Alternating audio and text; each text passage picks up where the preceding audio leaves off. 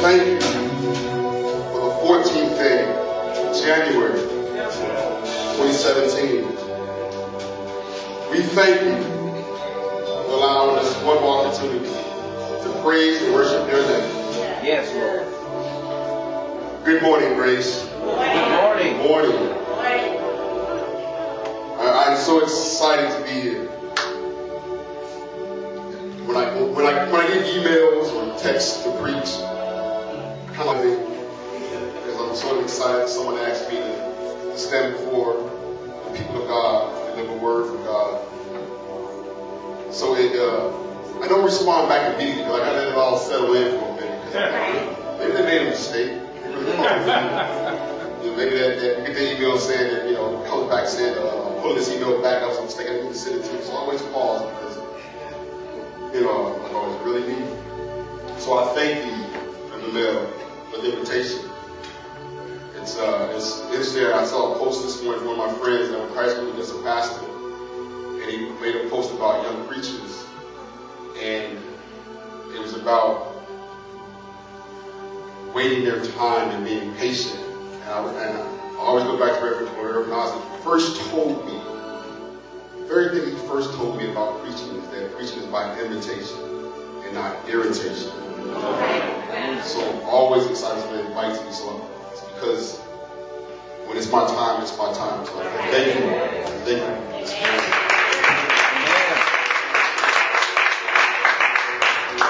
I want to thank my wife, my daughter, my mother.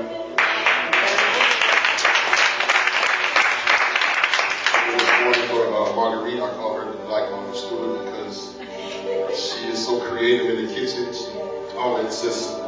She makes things that I don't like and I like. She's wonderful. I thank you for being here. She's coming to hear me preach instead of being in our home church, St. Sabina, which is like, wow, you're going to come here to hear me and you got Father Flake over there. But I thank you. Yeah. Joining me. Yeah. And I thank you, Grace. Yeah. Amen. For your hospitality, for inviting me. We do have a word from the Lord. It comes from 1 Samuel, 3rd chapter, verses 1 to 10.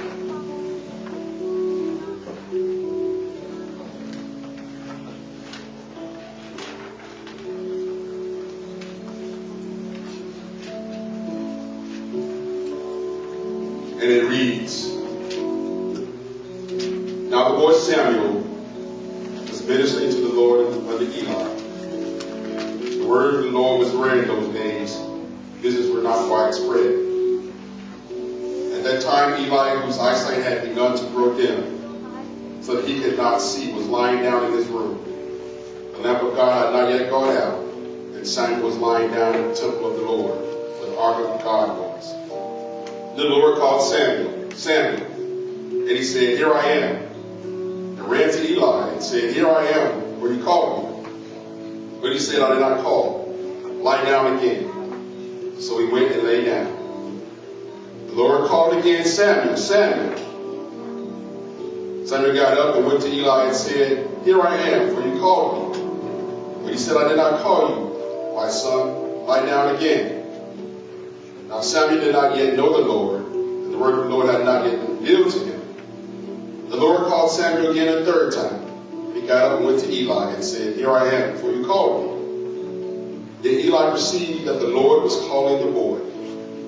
Therefore Eli said to Samuel, Go lie down, and if he calls you, you shall say, Speak, Lord, for your servant is listening. So Samuel went and lay down in his place.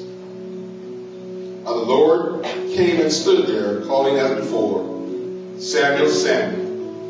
And Samuel said, Speak, for your servant is listening.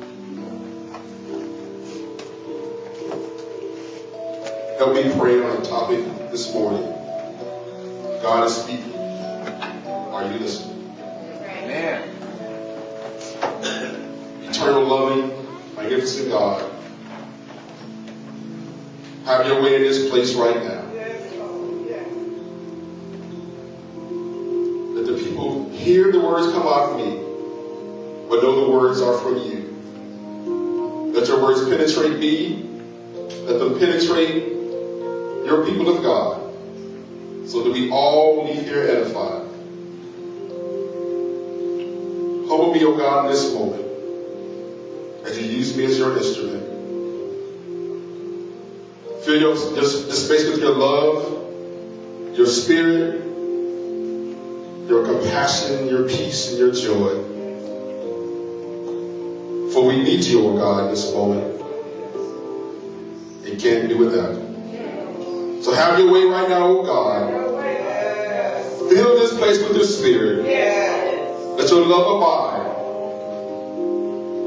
And we were so careful to give you all the praise, all the honor, and all the glory. In the matchless name of Jesus Christ, we pray. Amen. Amen. It's I think it's so ironic, apropos, coincidence, whatever you may say, that when I was preparing for this, I had no thought about it didn't dawn on me that we celebrate tomorrow, that day of service. It wasn't in my thought process. I had even forgotten that we had a day off tomorrow. I work for the county, and it wasn't until Tuesday or Wednesday I was like, oh, I don't work on Monday. I was not thinking about this at all. But as I was preparing and trying to put this all together and wondering what God wanted me to preach about, He just put this in front of me and said, you preach this. You started out this way. So I went and grabbed the message, I Have a Dream, and just stuck it in there. And then it wasn't until a couple of days later I said, wait a minute, this kind of connects me. And so I would like to read a little bit for you as we begin this morning. 50 years ago, a great American, in whose symbolic shadow we stand, signed the Emancipation Proclamation. This momentous decree came as a great beacon light of hope to millions of Negro slaves who had been seared in the flame of withering injustice. It came at a joyous daybreak to end the long night of captivity. But 100 years later, we must face the tragic fact that the Negro is still not free. 100 years later, the life of the Negro is still sadly crippled by the manacles of segregation and the chains of discrimination. 100 years later, the Negro lives in a lonely island of poverty in the midst of a vast ocean of material prosperity. 100 years later, the Negro is still languishing in the corners of American society and finds himself in exile in his own land. So we have come here today to dramatize an appalling condition. In a sense, we have come to our nation's capital to cash a check. When the artifacts of our republic wrote the magnificent words of the Constitution and declared the Declaration of Independence, they were signing a promissory note to which every American was to fall heir. This note was a promise that all men would be guaranteed the inalienable rights of life, liberty, and the pursuit of happiness. It is obvious today that America has defaulted on this promissory note, and so far as her citizens of color are concerned, instead of honoring this sacred obligation, America has given the Negro people a bad check, which has come back marked insufficient funds. But we refuse to believe that the Bank of Justice is bankrupt. We refuse to believe that there are insufficient funds in the great vaults of opportunity of this nation. So we have come to cash this check, a check that will give us upon demand the riches of freedom and security of justice.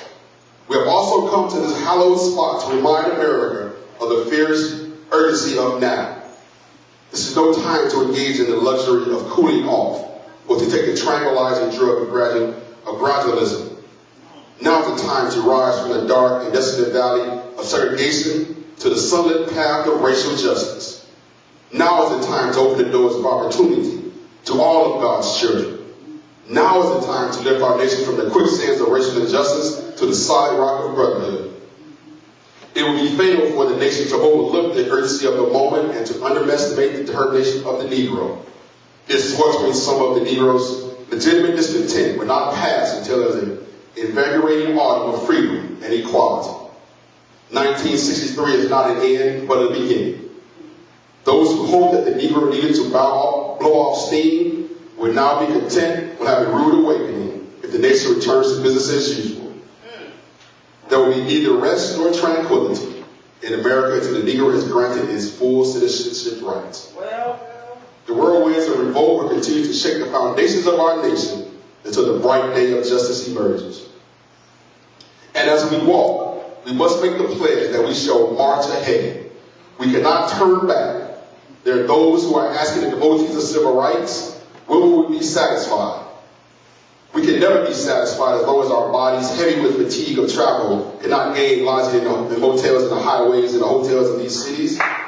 We cannot be satisfied as long as Negroes' basic mobility is from a smaller ghetto to a larger one. We can never be satisfied as long as the Negro of Mississippi cannot vote and the Negro in New York believes he has nothing for which to vote for. No, we are not satisfied, and we not be satisfied until justice rolls down like the waters and righteousness like a mighty stream. I am not unmindful that some of you have come here out of great trials and tribulations. Some of you have come fresh from the narrow cells. Some of you have come from areas where your quest for freedom left you battered by the storms of persecution and staggered by the winds of police brutality. You have been the veterans of creative suffering. Continue to work with the faith that unearned suffering is redemptive. Go back to Mississippi. Go back to Alabama. Go back to Georgia. Go back to Louisiana. Go back to the slums and the ghettos of the northern cities, knowing that somehow this situation can and will be changed. Let us not wallow in the valley of despair. I say to you today, my friends, that in spite of the difficulties and frustrations of the moment, I still have a dream. It is a dream deeply rooted in the American dream.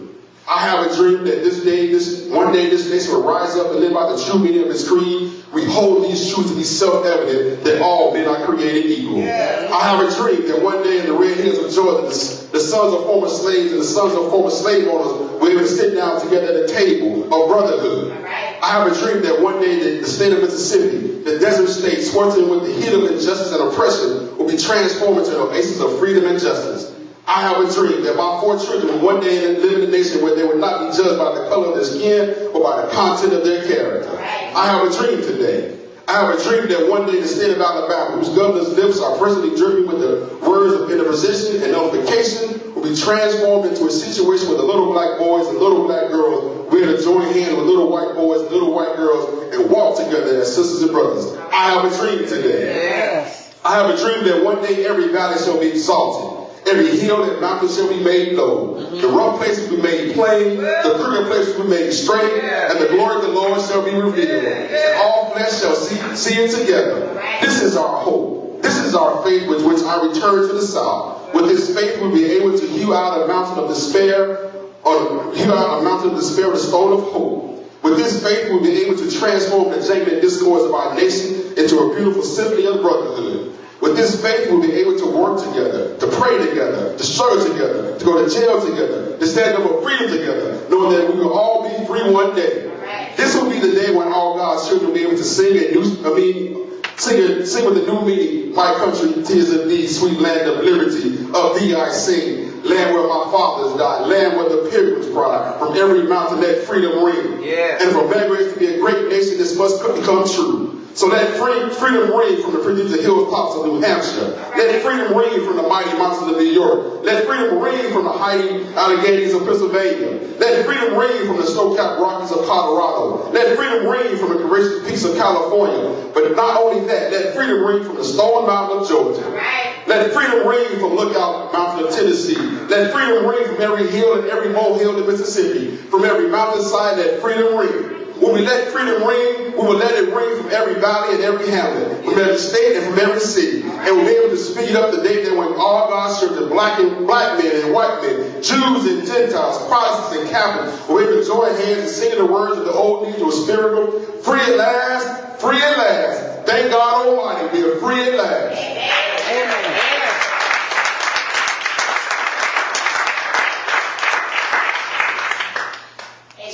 So most of us are very familiar with this famous speech delivered by Reverend Dr. Martin Luther King Jr.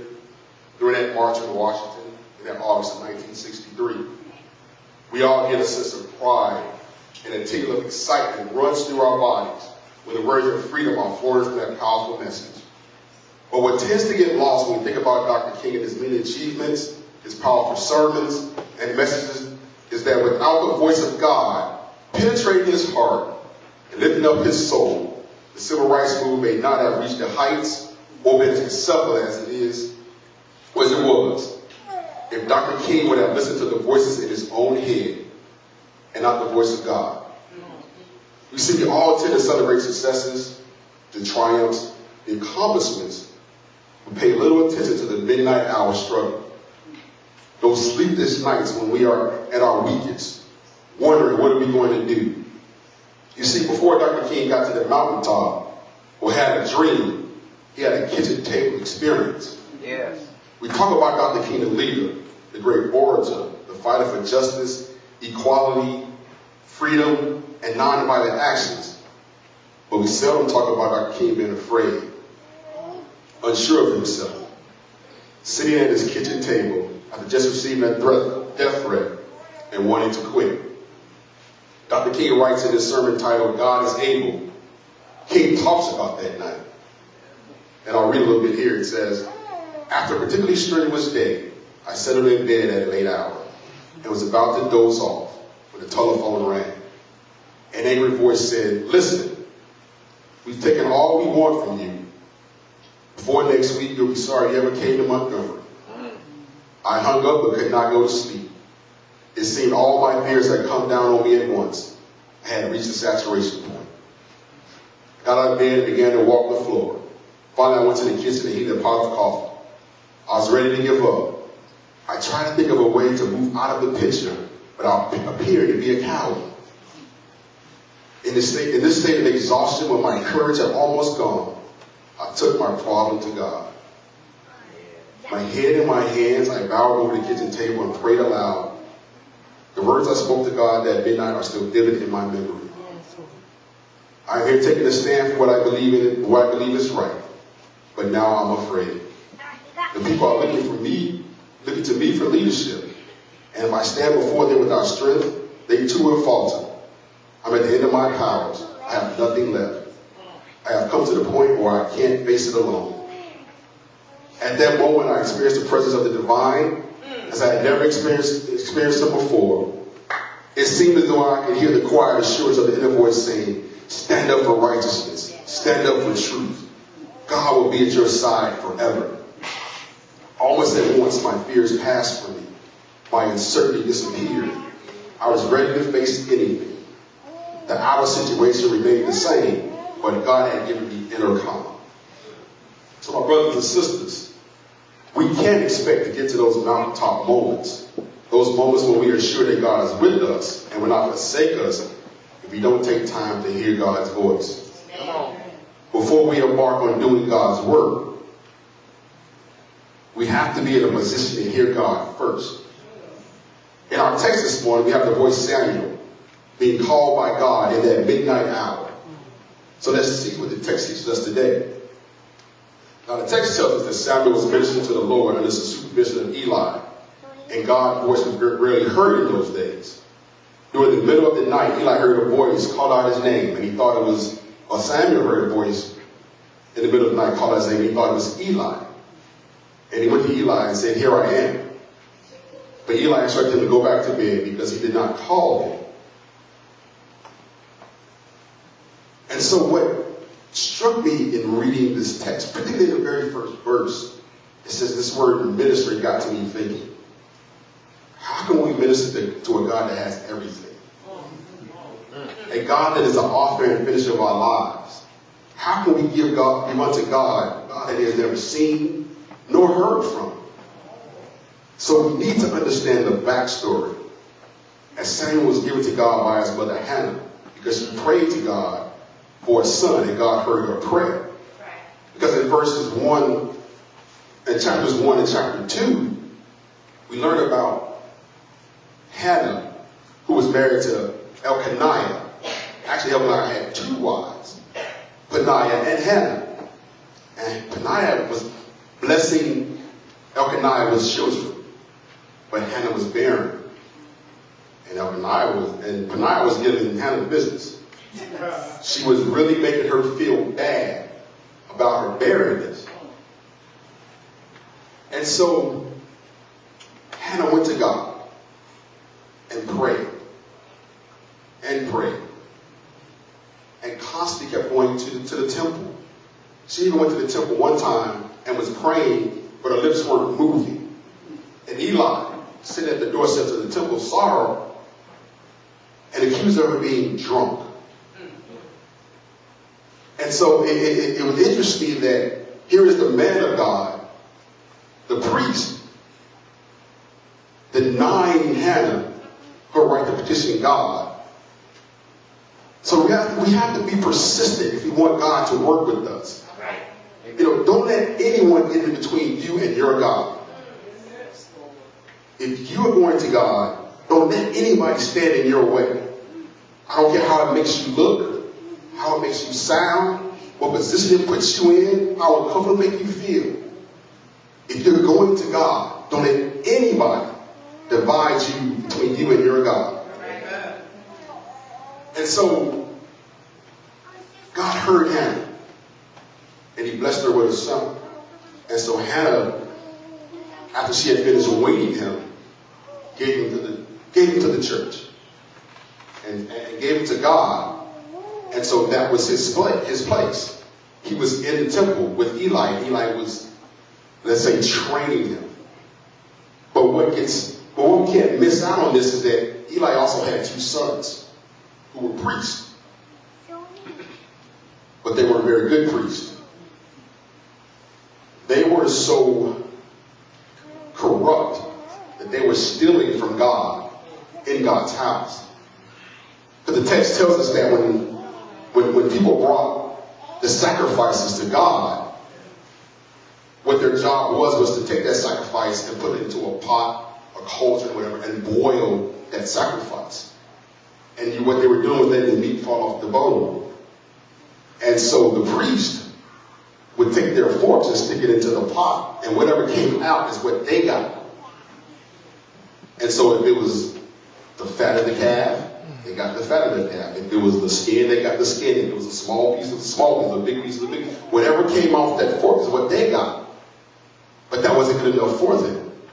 So they decided that they would take the sacrifice when it came into the door, cut off their portion first, and give the rest to God afterwards.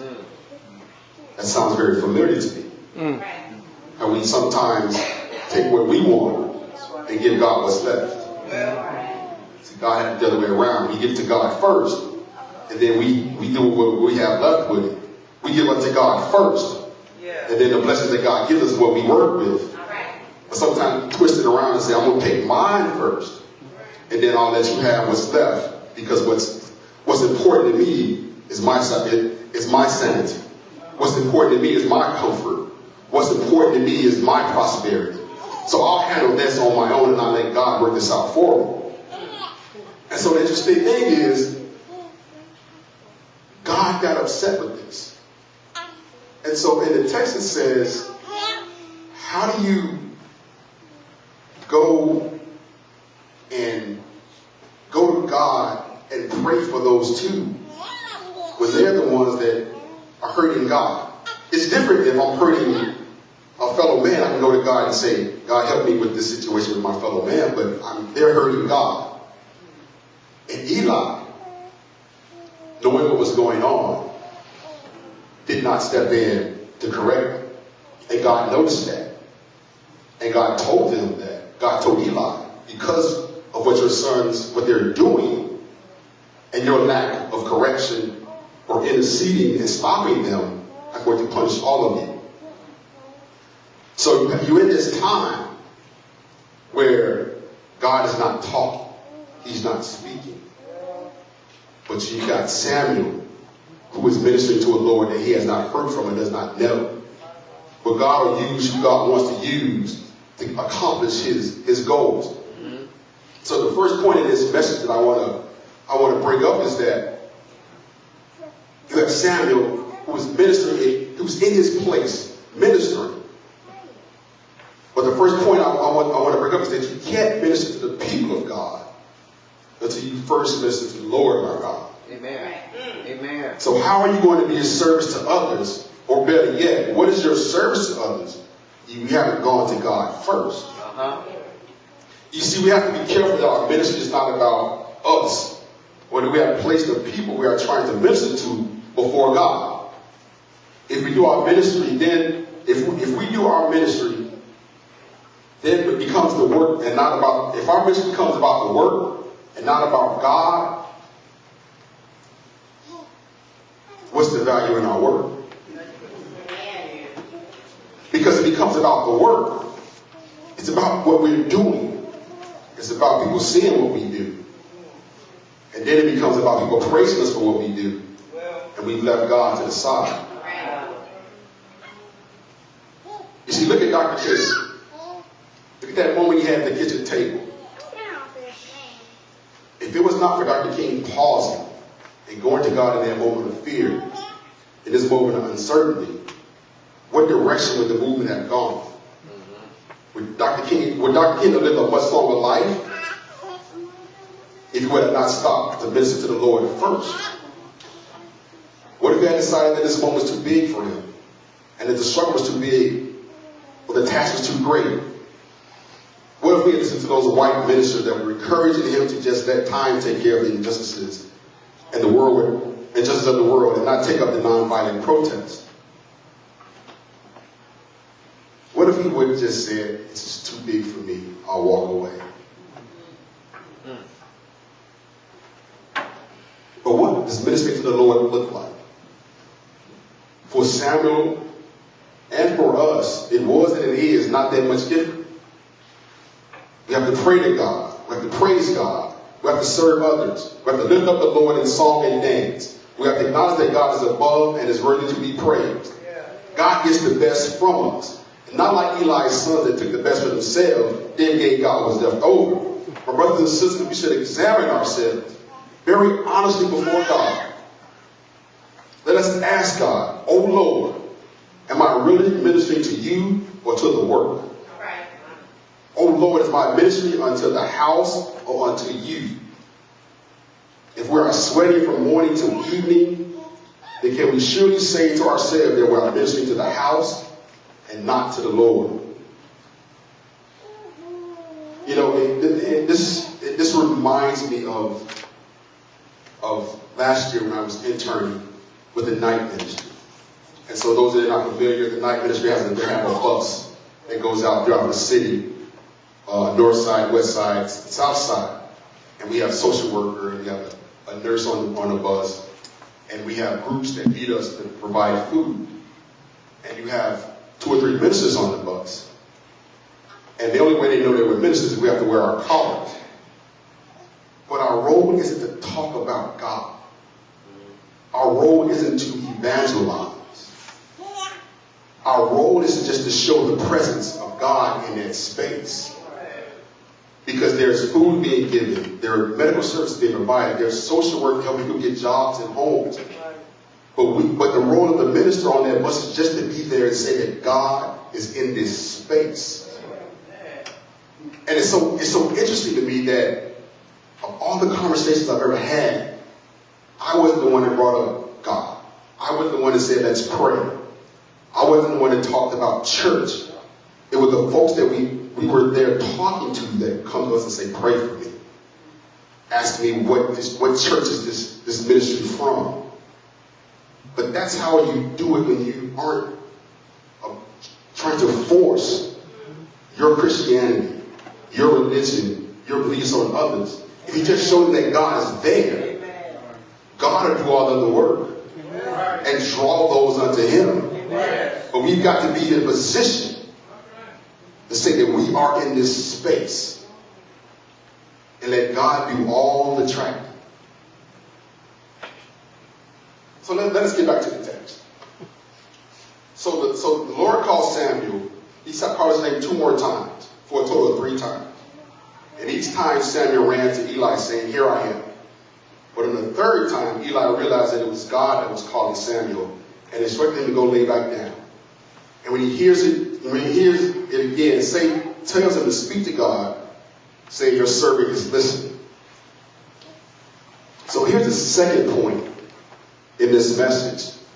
You've got to be careful of the voices we allow into our space. You see, the text tells us that Samuel still didn't know God, although he was ministering to the Lord. So when the voice came from God's voice came to him, he just assumed it was Eli's voice, because that was the voice that he was familiar with.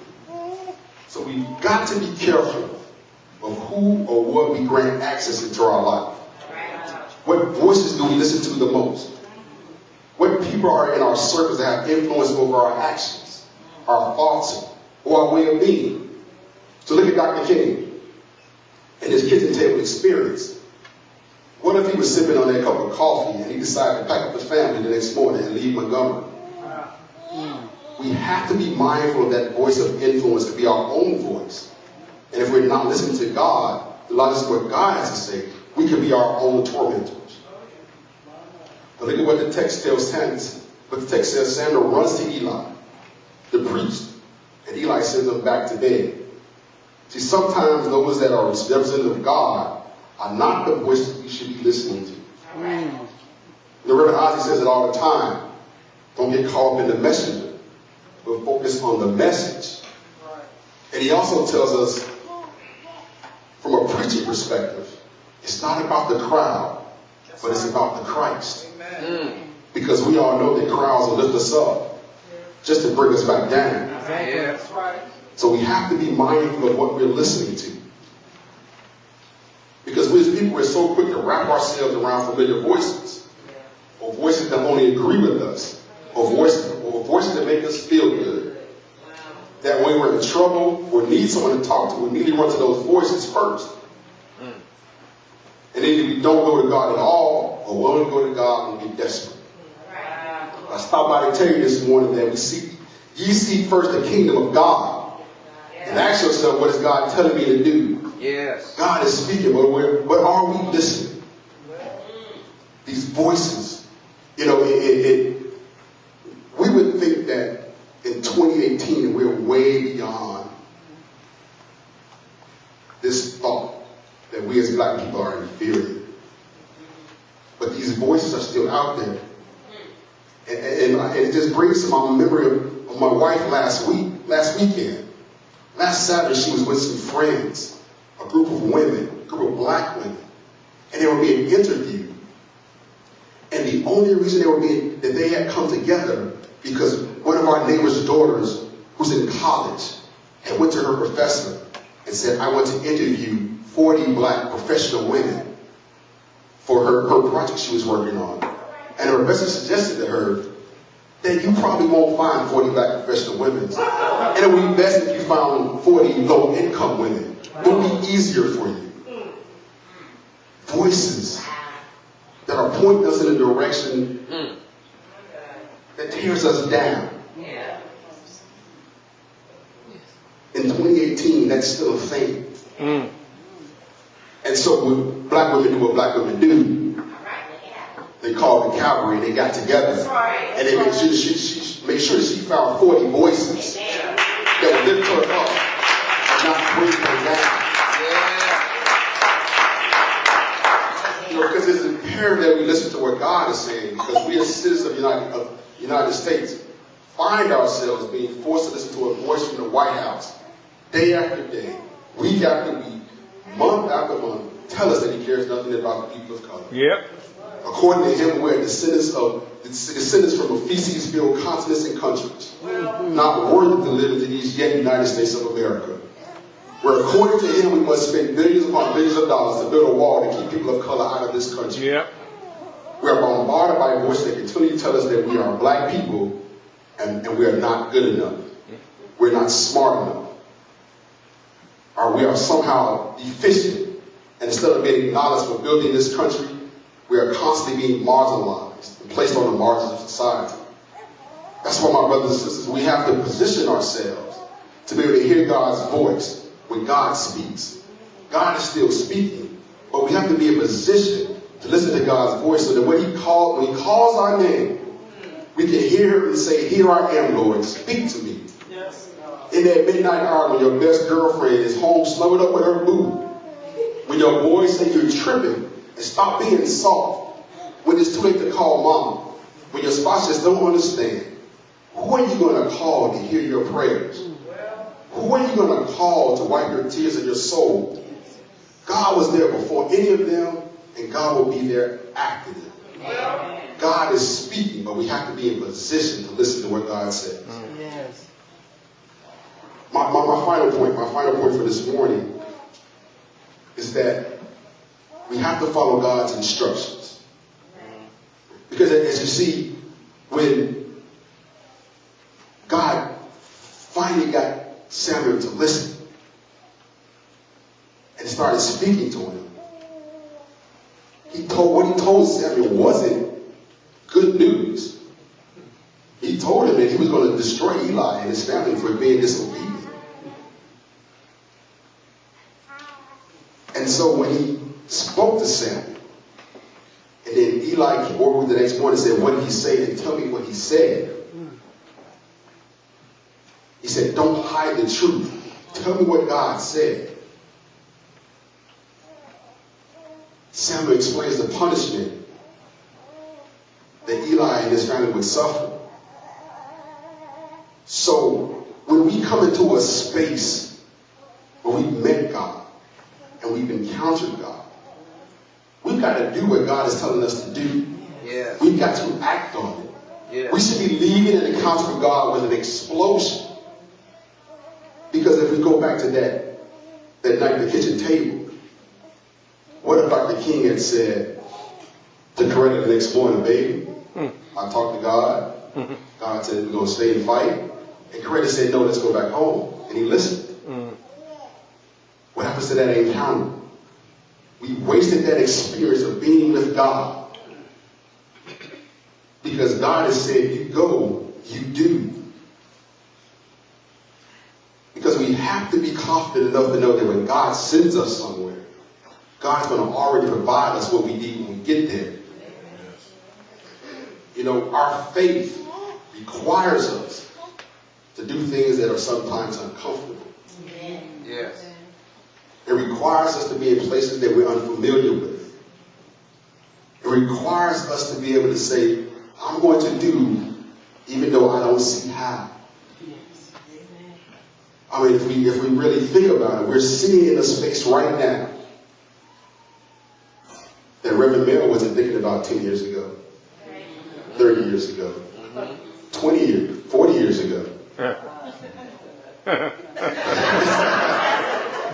and understanding Reverend Mel just a little bit, I know that when she was in her 20s, her voice was the loudest voice she was listening to. It was her voice that drove her. But it came a point in her life where she had to sit down and say, okay, God, do what you're going to do. And I'm going to decrease and let you increase. And even if we go back 7 years, was Reverend Mel sitting in a space saying, yeah, I'm ready to come to a church that is no church. And leave people that are not there. Because she was I can imagine she was very comfortable sitting where she was sitting in, worshiping in the service space she was worshiping in. Because I'm very comfortable there. It's a very good space to be in. But I think in my mind all the time, because I'm afraid of where God's going to send me. Right. And will I go?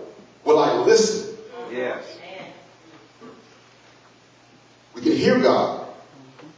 God will provide us space. We can be in position. But then do we act? Do we retreat back to the comfortableness of our spaces and say, no, that's too big for me. I can't handle this assignment. Are we willing to stand on God, on God's word? Because God has talked to us. Are we strong enough in our faith and our belief in God that He calls us out? Whatever we need, He's going to provide us for. And He's going to surround us with people like Eli. That although Eli didn't train his sons up the right way, but he trained Samuel up in the right way. So that when God was ready to use Samuel, Samuel was prepared to listen. Because I don't believe any of this is by happenstance.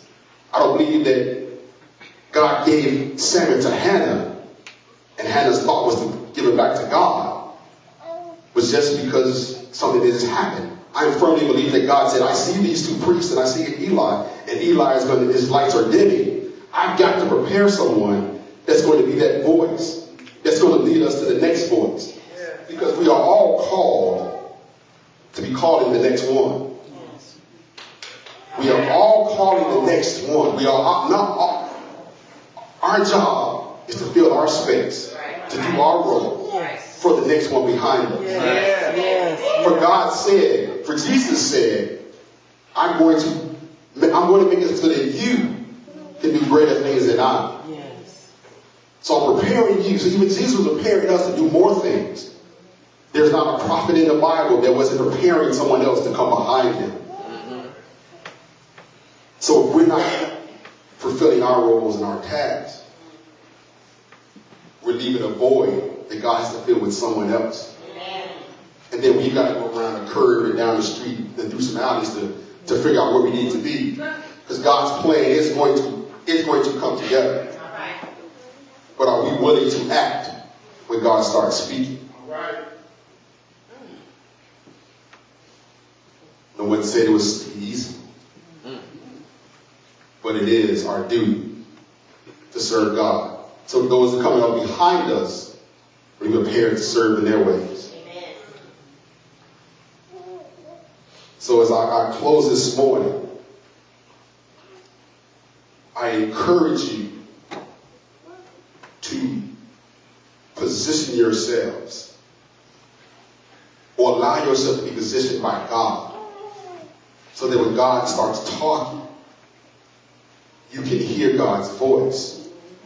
And those voices in your spaces that are drowning out God's voice will dissipate. And you can understand and hear where God is going and where he's leading you. So that as you're being trained up, when it's your time, you'll be ready to step into that space and allow God's increase to happen. God never said it would be easy, but he always said he will be with us. He will never forsake us or leave us alone. So we've just got to remember that as we continue to minister to others, we're ministering to God first. And as God's preparing us, all of us, to fulfill our call. Yes. God bless you. May he keep you.